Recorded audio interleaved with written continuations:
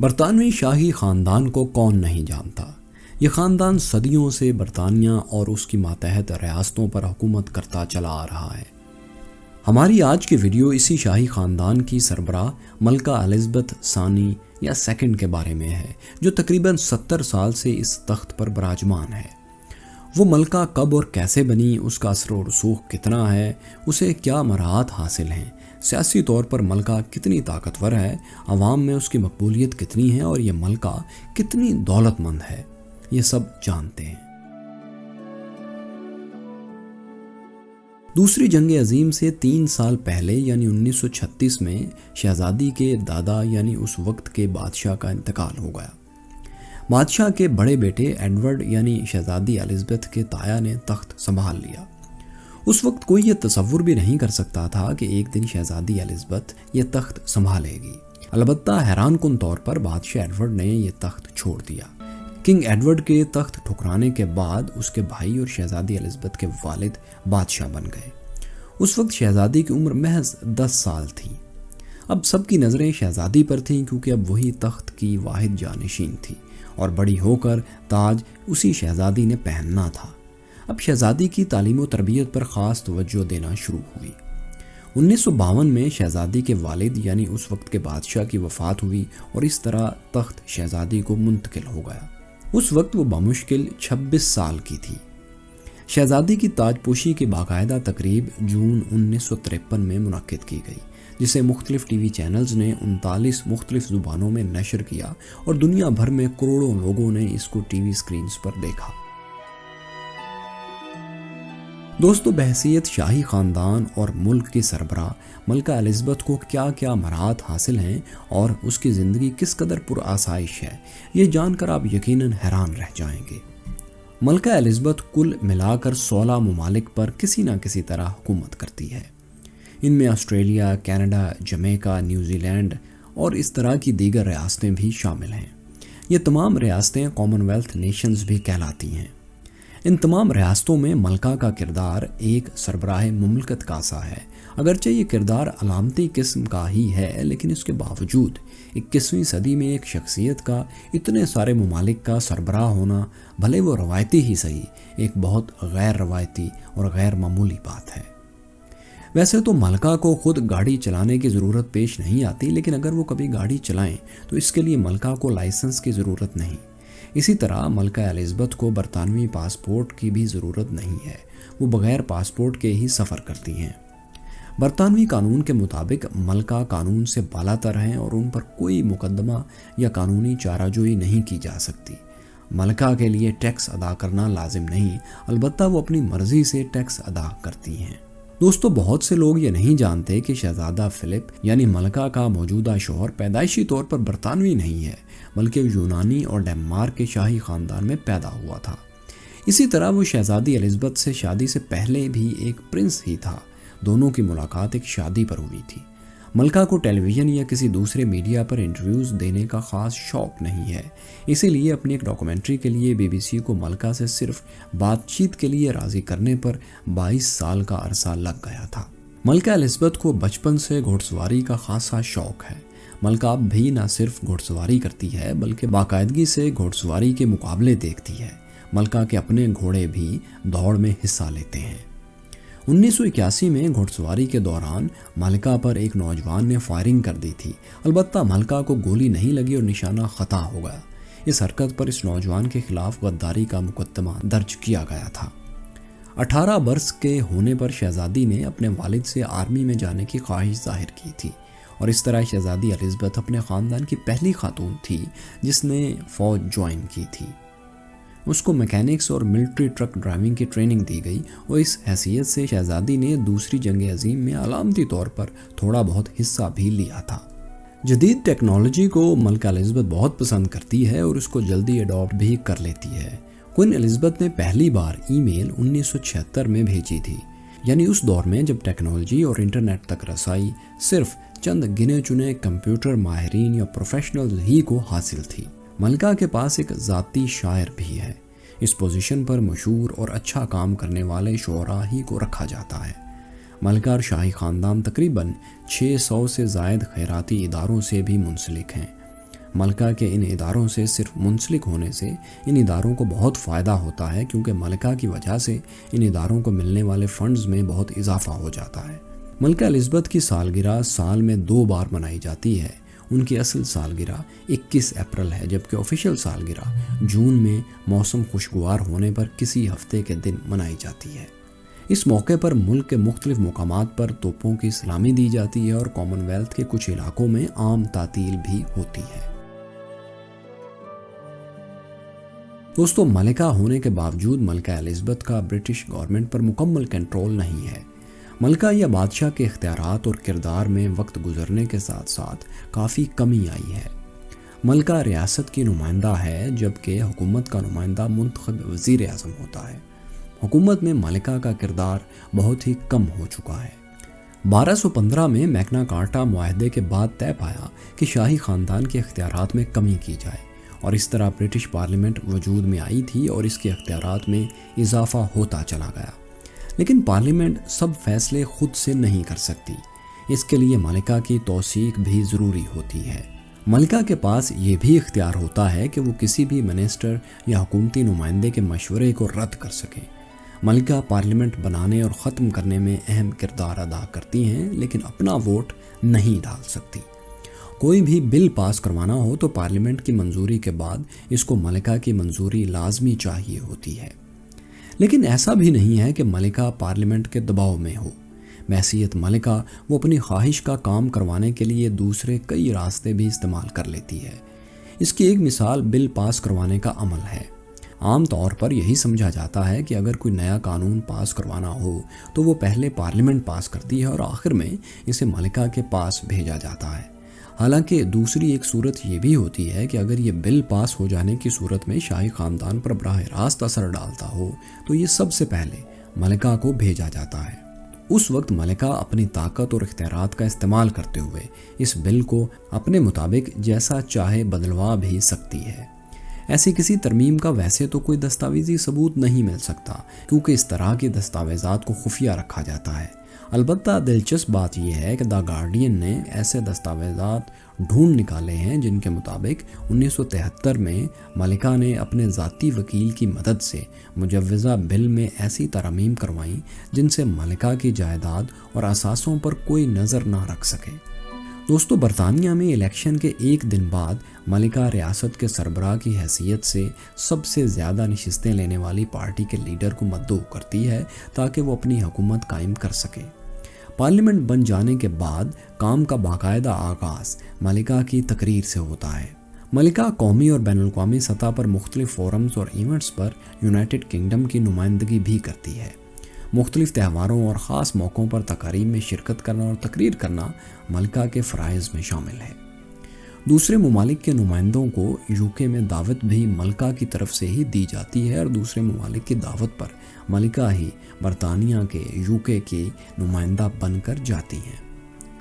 ملکہ اور وزیر اعظم کے درمیان ہفتے میں ایک ملاقات لازمی ہوتی ہے جس میں ملکہ کو اہم معاملات پر بریف کیا جاتا ہے۔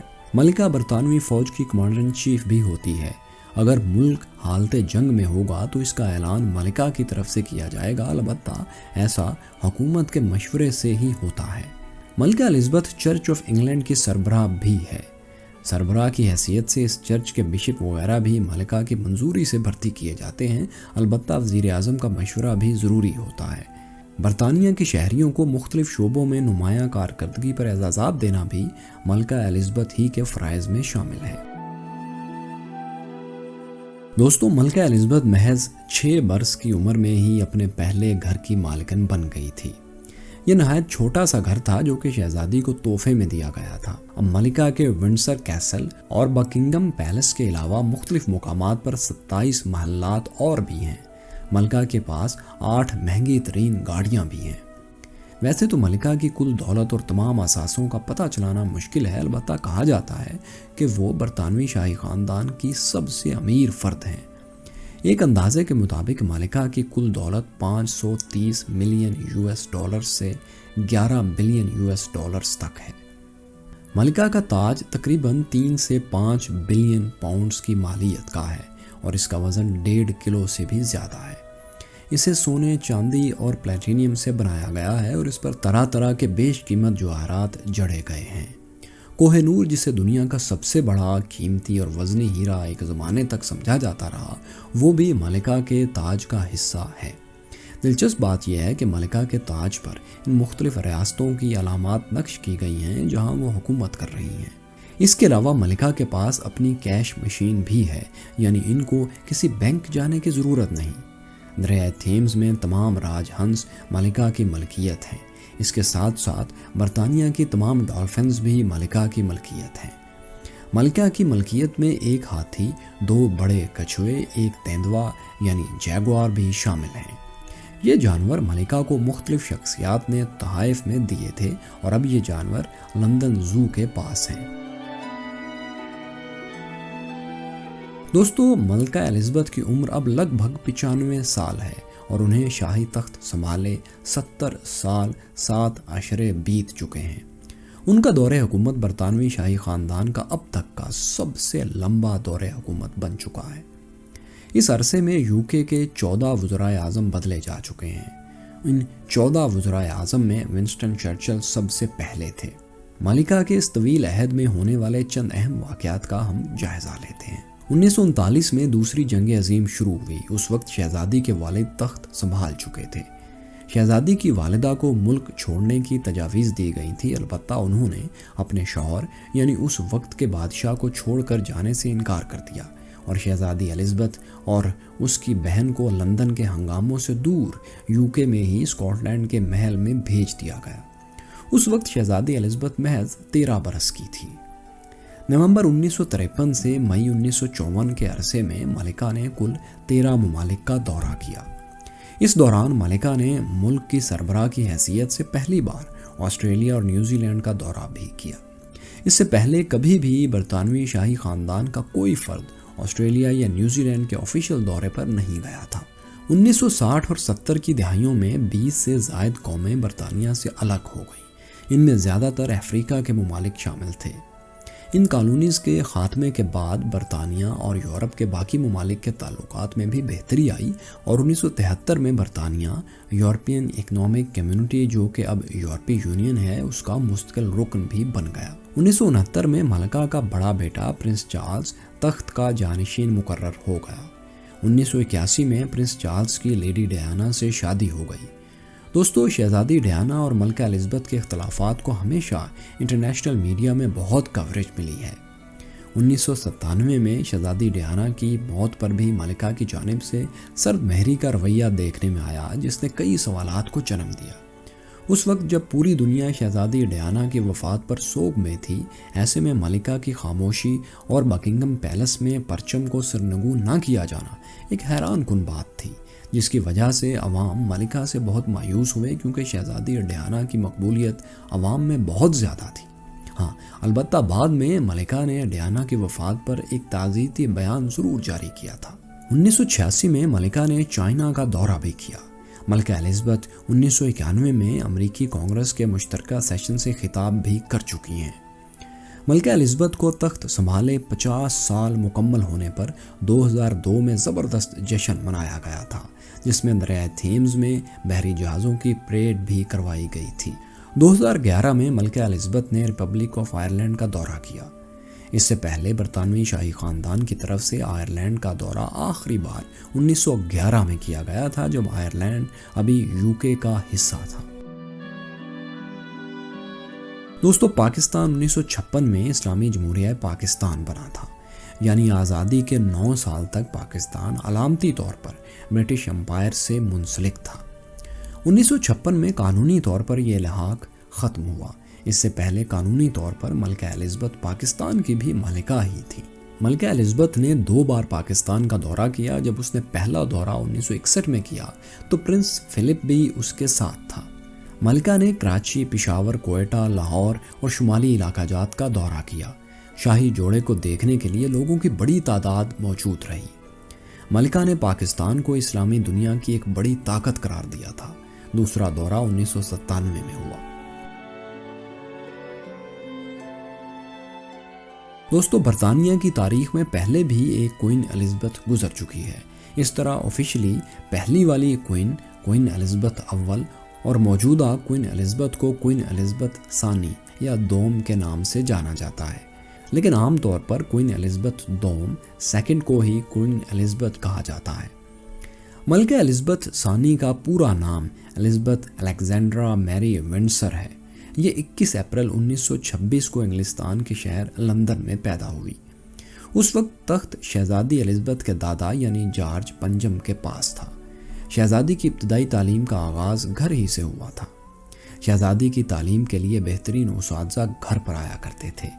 بعد ازاں اپنے والد کے بادشاہ بن جانے کے بعد شہزادی نے تاریخ اور قانون کی تعلیم حاصل کر لی۔ شہزادی الزبتھ کی پیدائش کے 4 سال بعد اس کی بہن پیدا ہوئی تھی۔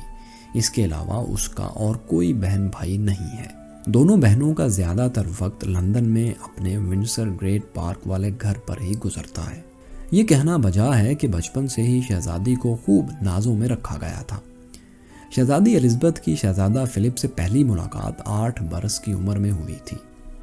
20 نومبر 1947 میں یعنی 21 برس کی عمر میں شہزادی کی شہزادہ فلپ سے شادی ہو گئی۔ اس شادی کو دنیا بھر میں خوب شہرت ملی۔